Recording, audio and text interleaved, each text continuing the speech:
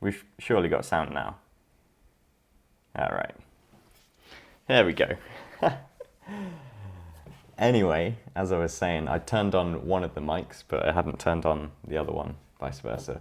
It's early. It's Sunday morning. It's currently like 8 a.m., which is one of the earliest I've got up on a Sunday in a long time. But I've done it this time because it suits all of you guys around the world. Obviously, there's a lot of you in America, East and West Coast, a lot of you guys in London, in Europe. So hopefully you've had a good Saturday. And if you're this side of the world in Australia, then good morning. So yeah, let me just catch up with the chat and stuff. If there's any delay in the audio, if there's, out of sync speech and stuff, then just let me know. Hopefully it will all work fine. I've done a couple of these live streams before. One of them went really smoothly and there was no problems at all. Another one had loads of delay in the audio and it wasn't that great. So we'll see how it goes. I've got a couple of drinks with me, by the way, because I'm already kind of groggy. So yeah, loads of you guys in the chat. Where are you all saying? Portugal, Scotland, Lithuania. Cool. So yeah, I just thought I'd do like a kind of a informal Q&A, bit of a hangout really, and just kind of chat through some updates and stuff. So you'll probably notice I've not got a video out this week. I've just been working on various other stuff. So I'm currently working on some redesigns and upgrades to jellyjourneys.com, which is of course a travel blog that I write with Ellie. You guys have sent in some questions already through Twitter and stuff. So I thought I'd go through some of those. I'm going to keep an eye on Twitter as well and hopefully the chat. But if you've got any questions, then stick them in the chat and I'll try and get to them as it happens. But the chat moves quite fast, so it's quite hard to actually see things as it goes. So anyway, there are a couple of things that were sent through on Twitter already, so I thought I'd have a look at those. And also, some things were sent through on the Slack channel that, or Slack community that I've got. So if you guys never saw that video that I posted from Thailand, I've actually got a community of people that kind of has like an open discussion that's running 24/7, and you can find a link to that in the description of this video and in the description of future videos as well. I'm not really going to be mentioning it too much, but during live videos I'll probably mention it because the whole reason I created the Slack community was because when watching the live chat and seeing you guys all help each other out and stuff, you've all got a similar cause. It just made sense to have a place where everyone can kind of chat together on group things that interest everyone. So there's like photography discussions, travel discussions, photography critiques, those sorts of things. So if you want to join that, then click the link in the description to join the Slack community. And yeah, you can join in. It does work through a invitation process. So when you join, I get an invite and then I just approve you and let you in. It's fairly straightforward, but it can take a little bit of time. Anyway, so one of the first questions actually came through on the Slack, and it's from a guy called Mehdi. Mehdi's actually been following me for quite some time now. I see him tweet quite a lot and post loads of comments and stuff. So hey Mehdi, thanks for your continued support. Anyway, his question was, what are the top 5 countries that I want to travel to? So there's a lot, that's for sure. Off the top of my head, some countries that are kind of like, I guess, ones that I'm sort of desperate to go to, you could say. Canada has been on the top of the list for a long time. So I really want to go to Canada. I can't decide if I want to go in winter or summer first. I feel like it's kind of a country split with two beauties. You could go in winter and you've got all of the snow and get involved with the snow sports and stuff, or go in summer and you've got all of the lakes, all of the forests, all of nature pretty much in all of its colourful glory. We could go in autumn as well, maybe. But yeah, Canada is definitely top of the list. Another one on the list that's actually kind of recently sort of shot to the top is Taiwan. So I'd really like to go to Taiwan. When I was in the Philippines, met a few people who were from Taiwan, and So yeah, kind of got some contact there, and would hopefully love to go and spend some time there. I've always wanted to go to Taipei ever since Taipei 101 was built, which was like 2004, I think, something like that. Third on the list would be South Korea. So having been to Japan a couple of times, love it in Japan, have always had an interest in South Korea. And I feel like it's kind of more in line with my food tastes, especially the spicy stuff. So South Korea is definitely on the list. Singapore. So I went to Singapore when I was like 15 or something as a stopover on the way to Australia. Only spent like 12 hours there or something, but would love to visit Singapore. It seems so photogenic. For me, that's like obviously a main reason to visit somewhere. And then Italy. I've never been to Italy, but would love to go to Italy. My phone is going crazy. So yeah, I'd love to go to Italy. Italian food is probably one of my most common food choices when eating out and stuff. So yeah, Mehdi, those are your 5. Canada, South Korea, Taiwan, Singapore, Italy. And then I'm just catching up with the chat, by the way. It's moving very fast. Another comment that came in from a guy called Leon. Would you ever consider going on an adventure trip with up-and-coming vloggers, filmmakers, or photographers? And yes, definitely. So I can't remember where this came through. I think it might have come through on Twitter. So I've actually got plans in the future. I'm not sure when this is going to happen, but I'd love to kind of do photo tours in various countries. So say, for example, Taiwan, I'd love to create some sort of, I guess, like a travel group of maybe like 5 to 10 people or something, put together an itinerary. We'd all travel together, go to a place, do some kind of like photo tours, some other travel-based things, and generally just kind of like hang out and work together, because it's always great when you're shooting photos with someone else, because it gives you a bit of healthy competition. You generally improve your photography when you're shooting with other people. When it comes to the end of each day, you kind of like go through, you review your images, and then you're like, damn, I need to take a better shot tomorrow.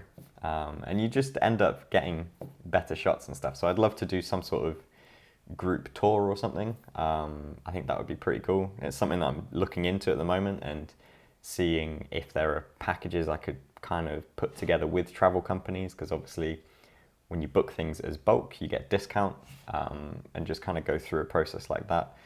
And then on the side of that, I'd love to kind of put together some sort of extra website or community so that the people on the tour could then continue to share their photos afterwards when they've edited things, and kind of like create a little group or community per tour. That's definitely something I've got on the cards. If you're interested in that, then let me know through messaging on Twitter, or send me an email or something. That's definitely something I'd be interested in. Obviously, doing big tours and stuff costs a lot of money. So, it would be a case of kind of, if you're looking to go on a trip already, then perhaps joining in with a bigger trip. Yeah, let me know if that's something that sounds kind of cool. It's an idea I've had for a long time. And I guess now that the audience is growing, kind of in a position where it could potentially help group together people who've obviously got similar interests. I'm just spotting a few more comments. I'm going to keep them in mind, go through these ones that were sent beforehand first. So someone called Meshery, I think this was on Twitter again. iMac or MacBook Pro for editing and programming? And is it better to wait for the new iMac or just buy a new one, or buy one now? So first of all, you should check out the buyer's guide on Mac Rumors. I think if you just search in Google, like, should I buy a Mac? It's one of the top results, if not the top result. That's actually a great website which will show a breakdown of every single like main device product from Apple, with kind of days since it was last updated, predictions on when it would next get updated, and other things. My personal thoughts, and based on the buyer's guide as well, it says it's been a long time since the iMac was updated. I'd say if you're interested in the specs, then wait, because in say 3-4 months, something like that, there'll probably be a new spec upgrade. If you're pretty desperate for a computer and you're not sure whether to go for an iMac or go for a MacBook Pro, then absolutely go for the MacBook Pro. I've been watching quite a few people recently who've got one, and that is becoming their main editing sort of computer for all sorts of their productions. It looks blazing fast with the SSDs. If you can tolerate having some dongles for a year or so until devices have more USB-C Thunderbolt 3 stuff, then yeah, I'd say go for a MacBook Pro now. It's kind of designed both desktop and portable in mind. So by having one USB-C port, you could plug in a display that would power it, give you extra ports and other stuff. So you could have a desk setup at home with a new display and on the go. So yeah, it's definitely powerful enough to do like high-end video editing and of course programming. I mean, you can do programming on like a, I don't know, an Etch-a-Sketch or a MacBook Air. It's really doesn't take much. You just write in text pretty much all the time.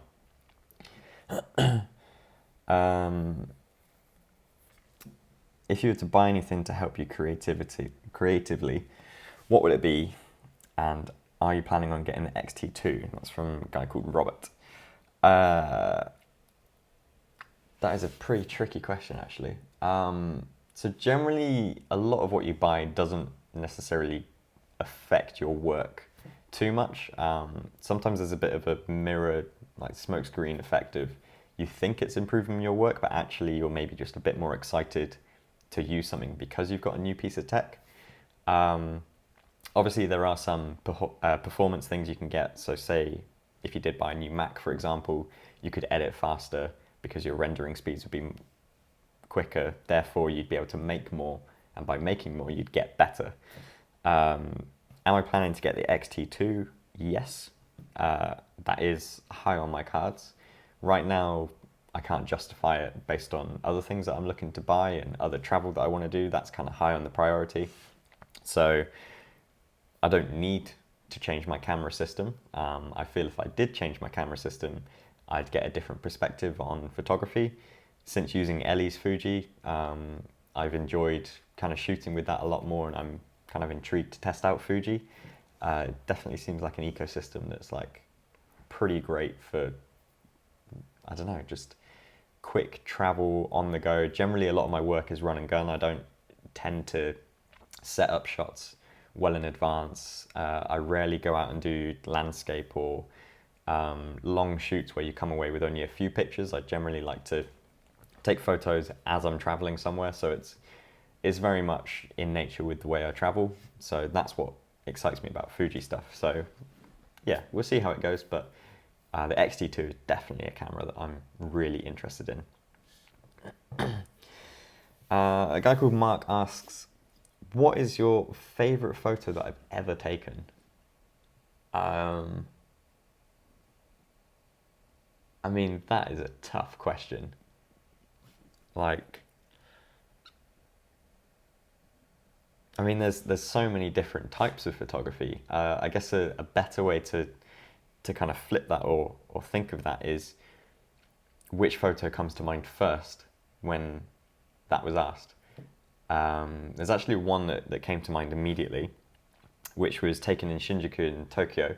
I don't know if you saw it on Instagram or on the blog, and that is of the crossroads with the zigzag on the road markings, with just a couple of guys that were walking through the middle, but the whole frame is filled with the diagonal crossroads. That came to mind first, but I can tell you straight away that is definitely not my favorite photo. Another high contender would be a shot of the Eiffel Tower I got in Paris back in 2014. For me, that kind of stands out for that trip, and I think back to that a lot. It got a lot of attention on 500 pics and Instagram and stuff, but I don't really post 500 pics anymore. Yeah, that is a difficult question. I don't think you could ever have one favorite photos, but those are kind of the two most memorable that came straight to my mind. Guy called Axit asks, anything coming up? What's in my tech travel bag, or what's in my bag, or other stuff on the YouTube channel? There's a few things coming up that are planned. There's a couple of things that are with company partnerships and stuff, which are quite exciting. I hope you guys will like that. That will be photography based. That should be coming out before Christmas. I'm just waiting on delivery of some stuff before I can work on that. But that's a cool project. It's been in the works for a couple of months. I realise I can't really say too much about it now, but there's a photography thing coming. There's something else that I really want to do around Melbourne. So I really want to create some sort of nice, sort of like storytelling around Melbourne, I guess. This is an idea that Ellie had a while back of creating. Whoa, my phone, man. So yeah, Ellie had an idea a while back of creating like a day in Melbourne video, but make it really like cinematic, nicely shot, and probably shoot it over a couple of days to get nice lighting in various areas of the city. You know, good coffee places, great street art, like just things that everyone knows Melbourne to be for. But obviously it's very hard to get here because it's so far from anywhere in the world. It's in the middle of nowhere. So yeah, that's a couple of things coming up. Okay, I'm going to catch up with some of the comments now because this is going crazy. I'm just going to scroll up a bit and see what's going on.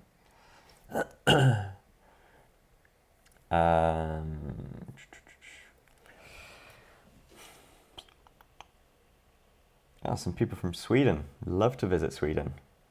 Yeah, Scandinavia looks awesome. Like, it's right in my attention for design. Yeah, I'm so inspired by a lot of design that comes out of Scandinavia, both in like digital design, print design, product design. Scandinavia looks beautiful. All right, let's have a look. A lot of people ask me what editing software I use. So I use Premiere Pro, and the only reason I use Premiere Pro is because I have an Adobe Creative Cloud subscription. So it makes no sense for me to pay for any other software. If I didn't have that, my immediate thought would probably be to go to Final Cut Pro. A few years ago, when they introduced Final Cut Pro 10, it didn't go down well with the pro community, but since then they've improved a lot of features, and it is now like up to scratch again with you know, pro editing and even broadcast things as well. I think Final Cut kind of cuts it on that. But yeah, I use Premiere Pro. You don't have to use Premiere Pro. I mean, I've also edited on my iPhone using iMovie before. You can use iMovie that comes with your Mac, that's free. You can use Windows Movie Maker if that's still around. Sony Vegas, DaVinci, you know, all sorts of other options that are free and available. Generally editing video, you're just cutting clips together and you're just putting it in the right order and trimming the fat really. So yeah, editing software, it's all gone the same direction. It doesn't matter really. And you notice that, you know, things like transitions and stuff, never really use transitions. They kind of look tacky and cheesy. The only one I'd ever really go to would be like a cross dissolve or a dip to black, which every editing software would do. If you start using transitions everywhere, or if you're thinking that your software doesn't have enough transitions, chances are in not very long at all, when you watch your videos back, they're going to look really dated. So yeah, be easy on the transitions, unless you're making Star Wars or something.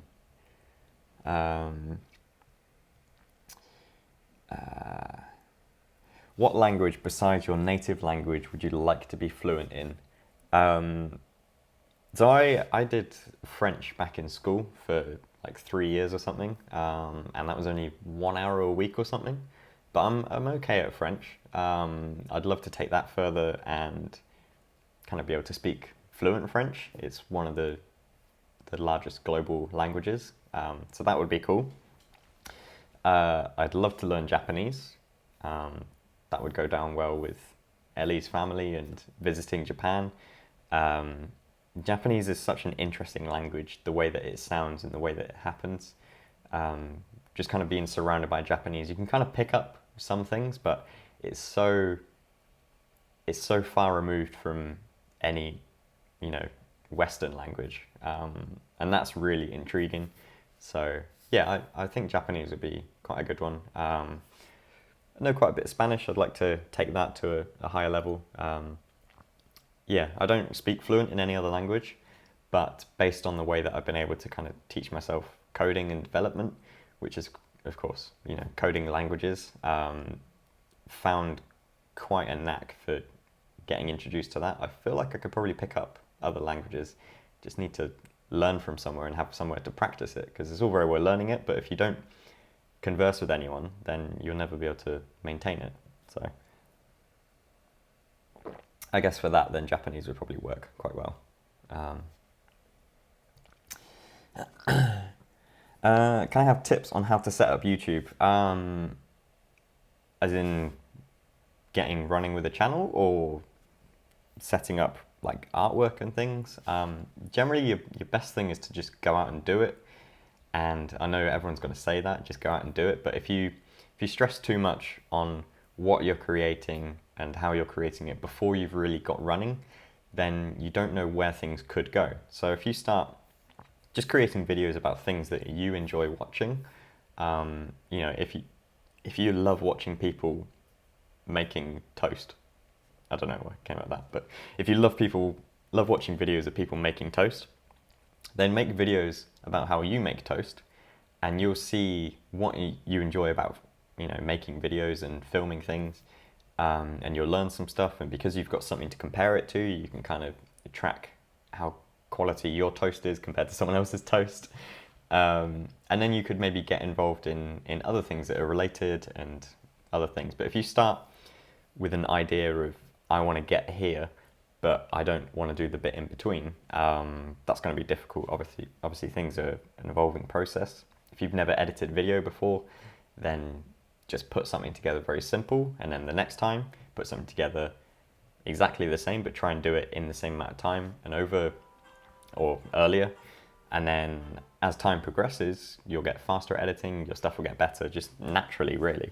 So yeah, kind of a bit of a blasé answer, unfortunately, but you just kind of get out and make something that you enjoy watching, and chances are there'll be someone else who enjoy watching it, and share it about. Things will snowball, and that's how it goes. Plans to travel to Japan in June. What are some places you recommend for sightseeings? So June, first of all, is going to be very humid, from what I hear, although I am personally planning to go to Japan that time of year as well. If you go to jellyjourneys.com, bit of a plug here, we've got a few blog posts on Japan and Tokyo and Osaka, other areas of Kansai as well. So if you go onto there, you can see all of our Japan posts and photos along with it. Plenty of tips in there and loads of other stuff. Have I been to Iceland? No, but I am desperate to go to Iceland. Iceland will probably be number 6 on my list that I mentioned earlier.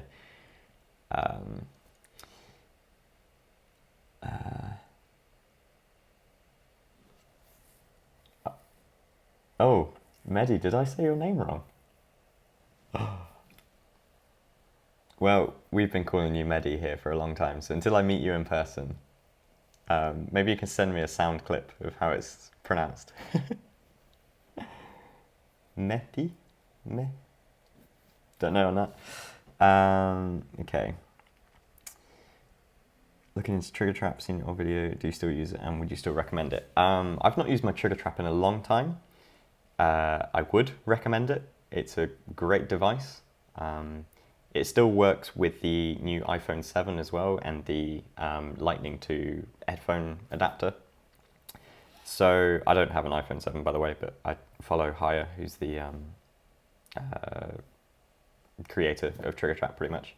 And yeah, so Triggertrap is an amazing device. The way that you can kind of use the power of all of the smart technology in your phone and put it into your camera for long exposures, time lapses, drive lapses, distance-based time lapses, all sorts of things. It's really quite amazing. You can't do that in camera. So being able to, use a lot of those smart features to trigger your camera, that's really cool. I don't do that much long exposure work, and I don't really go out and do much landscape work. So that's why I don't really get to use it that much. But occasionally, if I am set up somewhere where I'm like, oh, I'm going to do some long exposures, then absolutely Triggertrap out and work with that. Why is the 24-70 one of the best lenses? I think it just kind of fits that like middle sort of, that middle ground of being kind of wide, being able to zoom in to get kind of a tighter crop, but not too far that it makes your lens like massive, and also not too far that it's just a completely different style of shooting. It's just kind of that nice middle area. I personally love shooting with my 24-70. Most of my shots probably come around about 28 to 32 mil sort of distance, but then it is nice to be able to zoom all the way into 70 sometimes. If it wasn't for the 24-70, I'd probably have something like a 35mm prime, which is what I use on the Sony, or maybe like a 24mm prime or something on an APS-C sensor. So yeah, for me, I kind of just love that focal range. I don't really know why particularly, but 24-70 is a main sort of lens range to use. It kind of covers what your eye sees, as well as a bit wider and a bit tighter. So it's just kind of that nice sweet spot on things. And obviously you've got various options. You can go for like an f2.8, which would be a much bigger lens, but you could use it in lower lights. It works faster. Generally all of the high quality ones are f2.8. There's also a few f4s. We can get like a varying one of 3.5 to 5.6.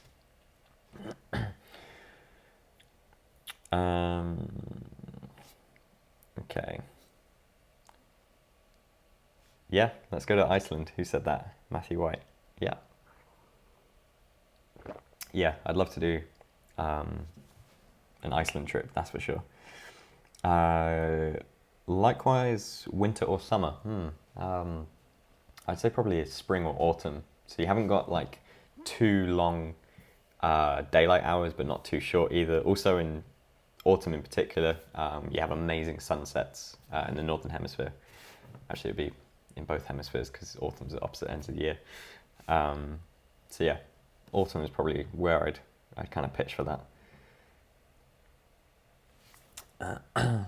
What mic am I using? This is the Rode lavalier mic as part of the Filmmaker kit. It's actually connected to a receiver on the camera that then comes through, goes into the Atomos Ninja Assassin, which allows me to preview it, and also I can record it. So if I want to edit it at a later date, I've got higher quality.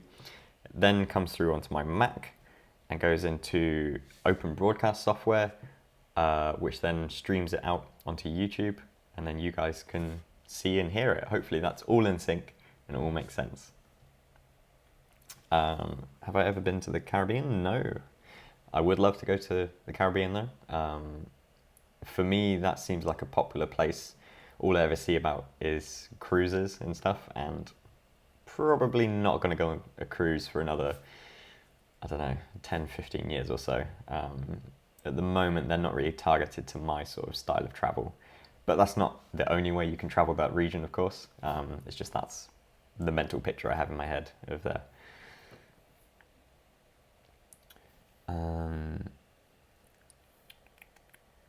Do I have a merch store? No, I do not. That is something I would like to put together. I'd love to have a place where I could sell prints, books, any sorts of merch and things. If you guys have got ideas of what you'd like me to kind of put into selling things in a store, that would be quite cool.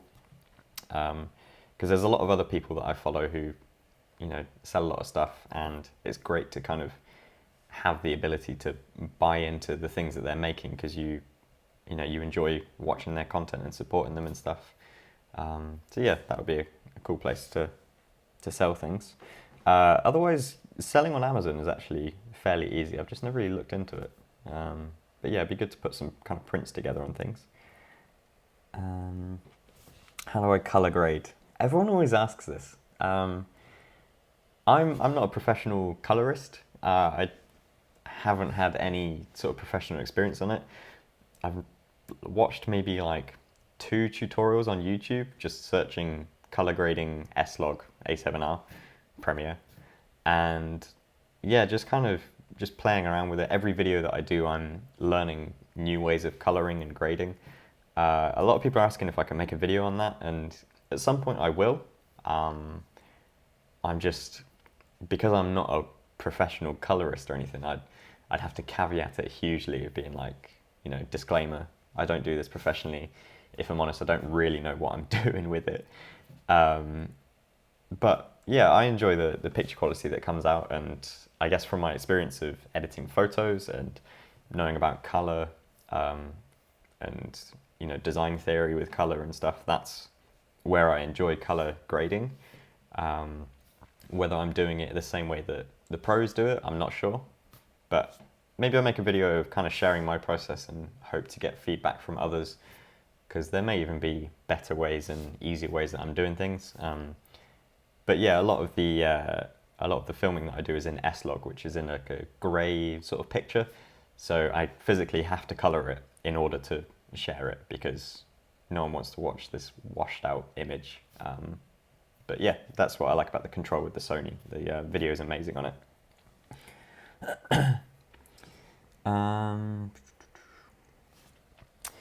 Looking to go to Prague with my girlfriend. All I have is 70D 24-105 f4. Looking to buy some more gear though. Any photography essentials for city? I've not been to Prague. I know a few people that have, and it looks beautiful. The 24-105 is a pretty versatile lens. You can cover a lot with that. It's also got IS, so if you want to do filming, it's great because it's a pretty stable image. I'd probably look to like a prime or something. So maybe like a 35mm prime, or even a 50mm. You could pick up a 50mm 1.4 or 1.8. Personally, I'd try and go for the 1.4 if you can, because it's a much higher quality lens. It is about £300 or so, probably about 350, 400 euros.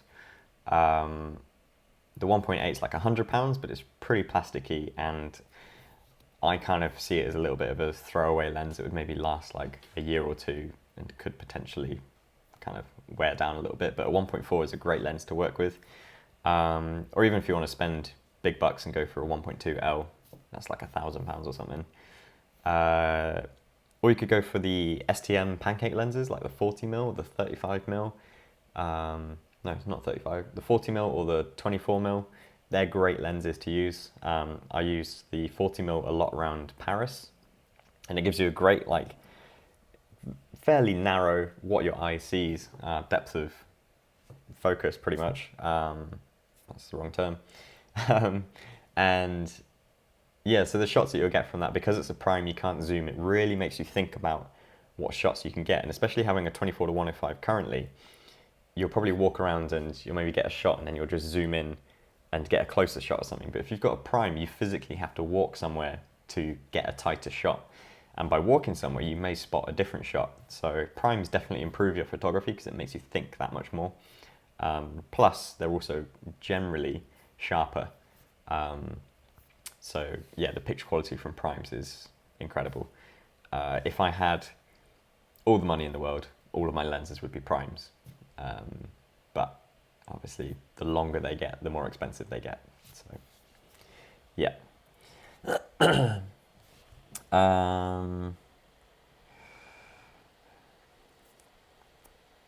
What do I think about designing perfect camera bag? Always talk about not finding the perfect one.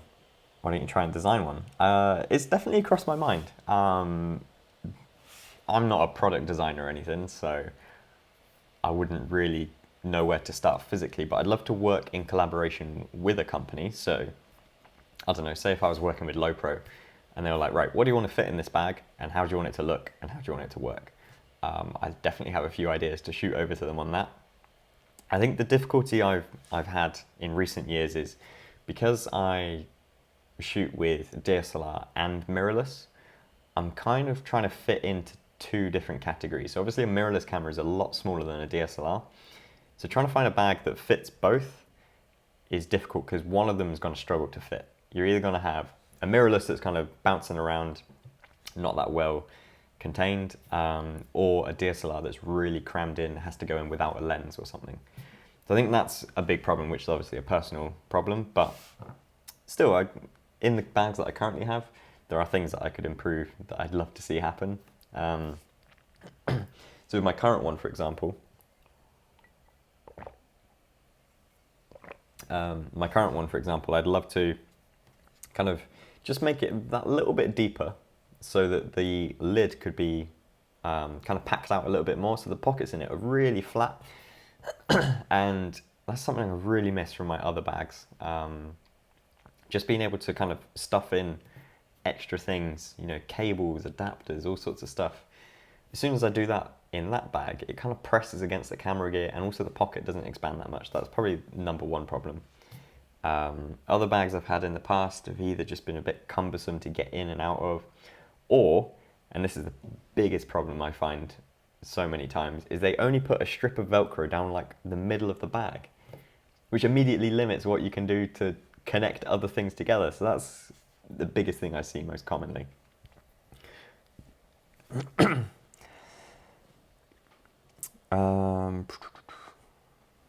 When did I start taking photos? So I've been taking photos, I guess, seriously for the past 10 years. It was about October 2006 when I bought my first DSLR, which was a Canon 350D, if any of you guys remember that one. So that was, I think, the second in that range of DSLR. I think it started with a 300D. No idea why they started with 300, but they did. Obviously that has now progressed onto the 750, 760D. So yeah, I had that camera for a few years before I got the 50D. And yeah, I guess like the past 10 years I've been taking photos. It's only in the last 2 years that I've actually really been able to get any sort of big recognition for doing that. And that's through sharing it so much more online and with other people. I used to be quite conservative in the way that I shared things. I'd kind of only share my best work very occasionally. And since sharing it more, I've got more feedback and my photography's improved. Excuse me, I'm gonna cough and I realise there's a microphone on.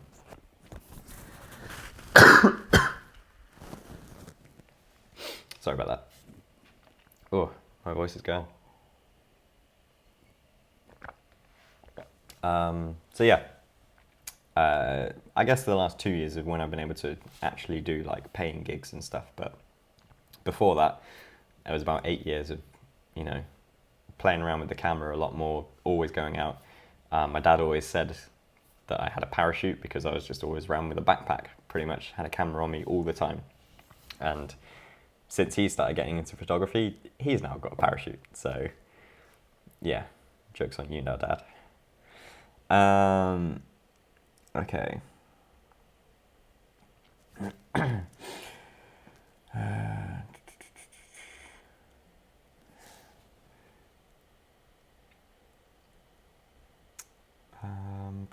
When am I back in London? So planning to leave Australia around the middle of next year. Got a few travel things that I want to do on the way back, but eventually I should be back in London by middle to autumn of next year, sometime then.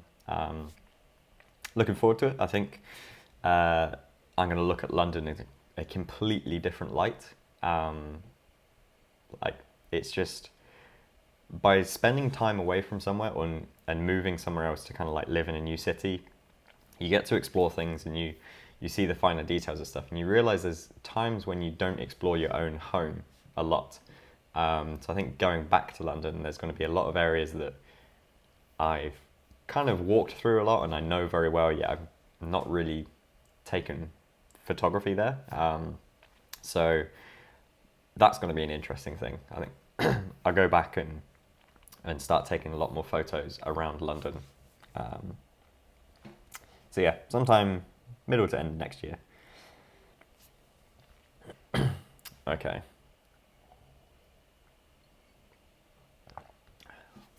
Wow, my voice is going.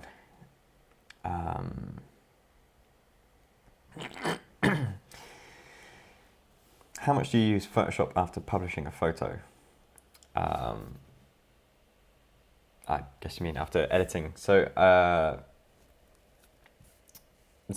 do edit my photos. I actually edit them a lot less than I used to. That's generally the trait that most people go down when you first start to learn editing. You kind of go like way over the top on things, and you can kind of get blinded by that, and you share it with other people and they'll be like, oh yeah, cool, but they kind of don't think it looks like that great a photo. So toning things down, I've definitely been guilty of that in the past.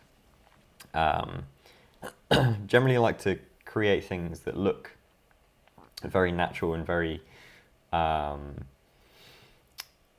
I guess, what's the term? Kind of like authentic from traditional photography. So I love the tones that you get from 35mm film. So kind of not having perfect blacks. So raising the black point, that's definitely something I enjoy in photography, in editing. But yeah, I don't really like oversaturate and other stuff. That's what a lot of people generally do when they first start editing. They'll whack the saturation up and they're like, look how blue the water is, and you're like, no. But I've got a couple of videos on how I edit with Photoshop and Lightroom that kind of show a little bit, I guess. But the difficulty with those videos is you focus so much on explaining what you're doing, you actually don't often do a good job whilst you're doing it. So you kind of get one or the other. You either watch me edit a photo and it comes out perfectly, but I don't explain it, I don't say anything because I'm concentrating. Or you can watch and see the thought process, and then at the end you think of the photo like, it's not really that great a photo, but it's because I wasn't concentrating that much on it, I was concentrating more on explaining. So it's very difficult. Kind of need to find a better way of filming those, I think, because yeah, the ones that I have released, afterwards the photos, I've kind of thought, I didn't edit it that well, but I felt happy in the way I explained it. So it's kind of win or lose on that. All right, a lot of emojis there. You've caught my attention. What is my favorite Canon camera? Okay, so you've limited it to Canon, but also opened it up to a few curveballs. So the G7X is actually a phenomenal camera. When I first got that, I didn't expect it to be so great. Yeah, it really kind of like changed the way I thought about cameras, because it's a point and shoot, and you're like, okay, are you really going to be able to take great photos with this or film with it? But the first Tokyo video I released is mostly filmed on that G7X, and I loved it. It just really like opened me up to filming new angles and stuff because it's so small. I wouldn't say it's the best Canon camera, but it's a bit of a curveball answer to you. If you're talking DSLRs, I love my 7D Mark II.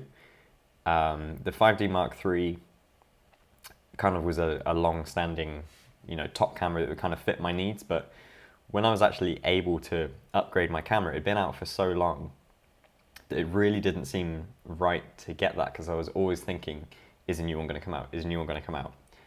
And I wasn't really happy to spend $2,500 on a 5D Mark III if a new one was going to come out in like 2 months or so. And you follow the rumors and you keep on following it, but the trouble is you can always be waiting and you'll never actually,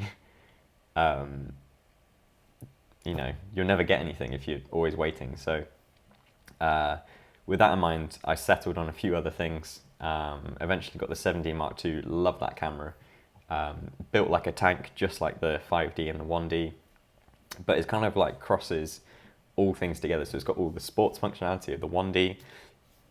It's got the crop sensor, which is, some would say, is a drawback from full frame on the 5D. Or you could look at it and you say it lengthens your lenses because it's cropped. Either way, I love the 7D. But yeah, there's the annoying thing with Canon, and I guess it's because they want to sell cameras, is there's no one camera that fits all of your needs. It's just how it goes.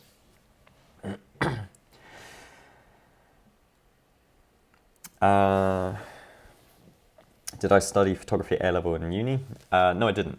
So I did graphic design throughout college and university. yeah, all of my education has been graphic design. There were a couple of like photography-based modules within those studies, but yeah, nothing too in depth on photography. It's all self-taught, really. I'm sorry, I've got something in my throat that's really kind of.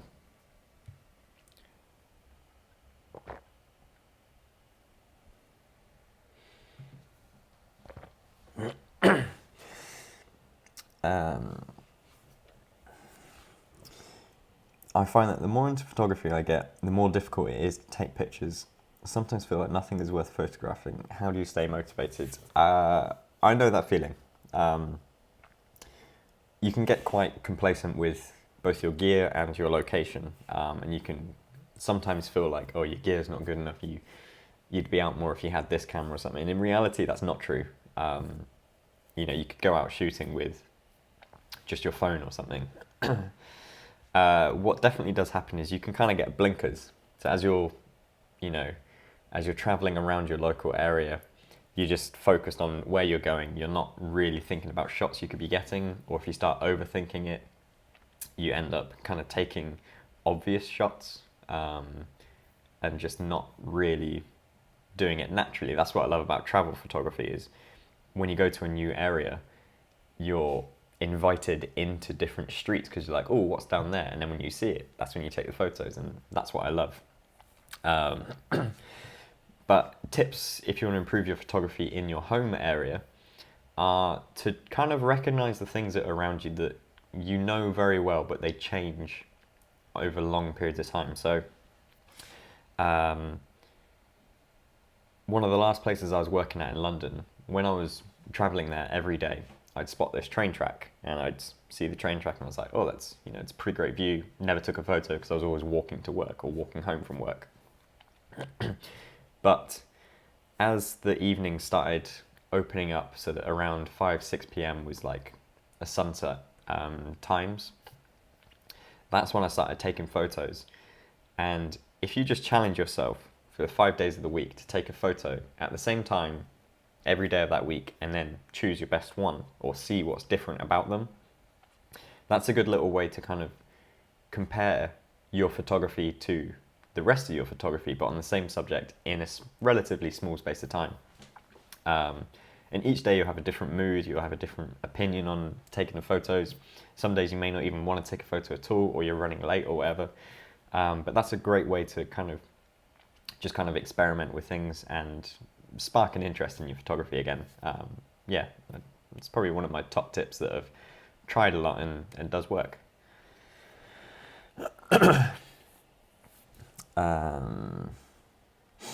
What is the most drastic change you feel moving from London to Australia? Australia is far. Like, I knew Australia was far. I'd been here before. I'd seen it on a map. I know the time differences. But when you get here, you realise just how far away you feel from everything. It's not even like you're any closer to America or anything. You're far. And whenever you travel, like, even to Asia or something, people are like, oh yeah, of course, because you're in Australia. It still took us 10 hours to get to the Philippines. Like, it's not any closer to anything. The biggest thing, though, is how behind Australia is on the internet. Like, super behind. So, on all things, really. So, on the actual infrastructure, but the mentality behind it, everything. So, Australia has super slow internet. Like, really, really bad internet.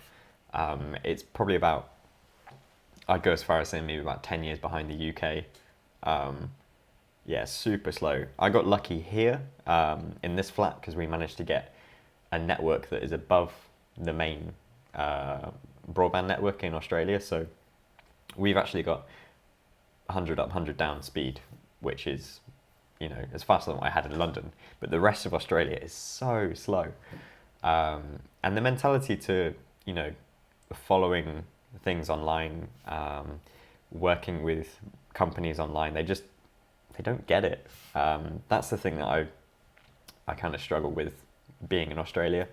And of course, since coming to Australia, that's the line of work I've been doing more and more. So kind of feels like I'm in Australia at the wrong time, because more things are happening in London at the same time, but you just got to embrace being here and the active outdoor culture and lifestyle. That's one thing that I enjoy about Australians, is they love spending time outside being active. It's generally more relaxed, less of the cynicism that you get in British culture and other things. That's enjoyable.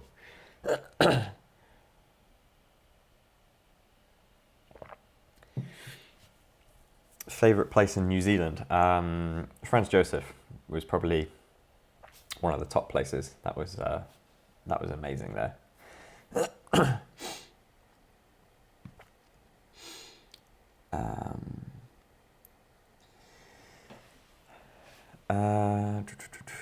Do I like rugby? Yes, I do. Please do not tell me the score.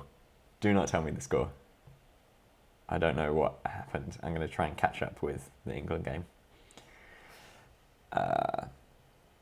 Have I had experience of someone stealing my gear? No, I'm pretty vigilant when I'm carrying my stuff around.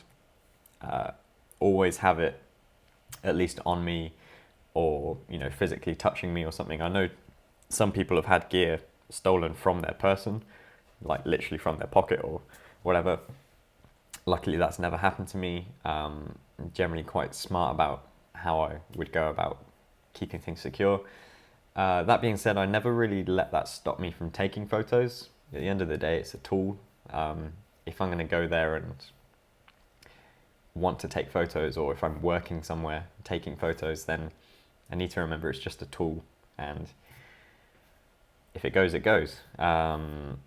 It would probably push me more to make some extra profit from whatever I was taking photos of to recoup losses on things, but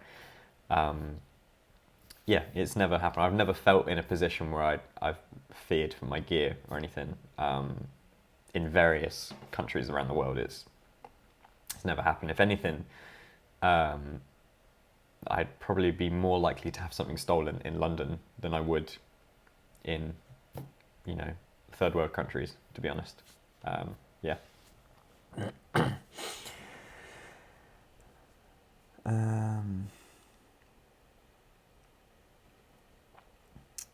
Wow, so many questions in here.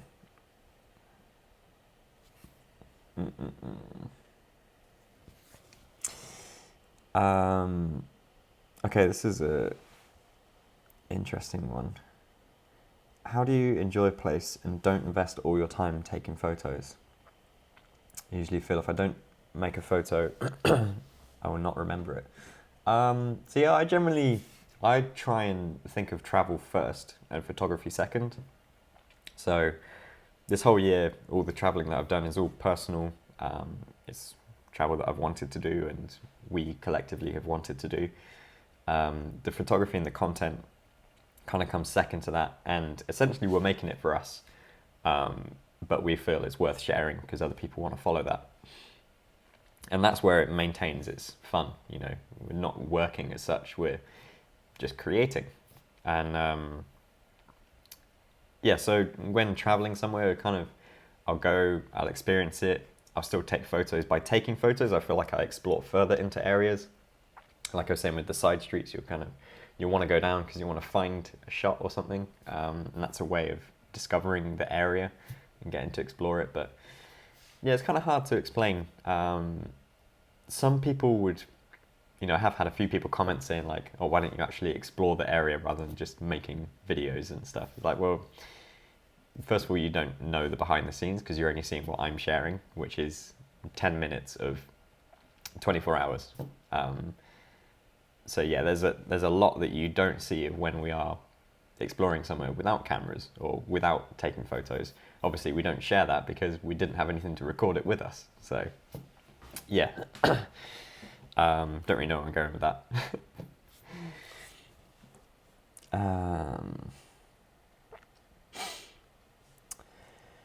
Okay, my voice is really starting to go, and I realise we've been doing this for about an hour now. Yeah, but loads and loads of questions. If you guys want to send me those questions through Twitter or something, I'll try and answer them as I can. Likewise, if you do want to join the Slack community on online, or you can download the app as well. It's actually great if you download the app.